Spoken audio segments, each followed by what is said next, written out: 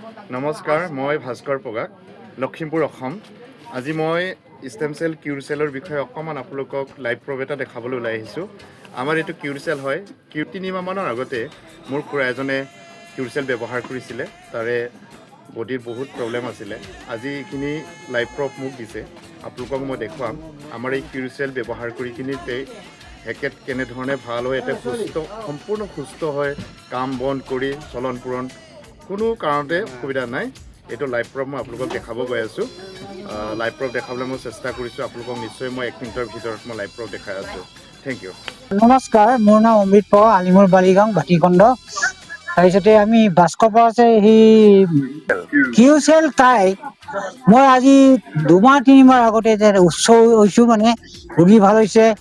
এইমতে মই চলন হৈ একদম সম্পূৰ্ণ আগৰ চেহেৰা মোৰ আহিলেগে। মুঠতে মই থিয় দিব নোৱাৰিছিলোঁ। এই কিউ চেল খাই মানে ইমানেই ৰোগী ভাল হ'লোগে।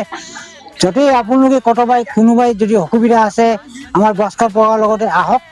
মই এনেকৈ ৰোগীৰ পৰা ভাল হৈছোঁ, এইমতে হ'ব বুলি আশা কৰি সেই আমাৰ ভাস্কৰ নহ'লে মই আজিলৈকে থিয় দিব নোৱাৰিলোহেঁতেন বুলি মই নমস্কাৰ জনাইছোঁ। হয়, তেখেত মোৰ লগতহে থাকে। একেবাৰে উঠিব নোৱাৰা অৱস্থাত আছিলে মানুহ, কিন্তু এইটো কিউচেল খাই তেখেতে সম্পূৰ্ণ সুস্থ হৈ আহি চবৰ লগত, সমাজৰ লগত কাম বন কৰিব পৰা সুস্থ অৱস্থাত আহি আছে মানুহ। এতিয়া সকলোৱে মানে অশেষ কষ্ট কৰি কাম কৰিব পৰা অৱস্থাত আছে মানুহ।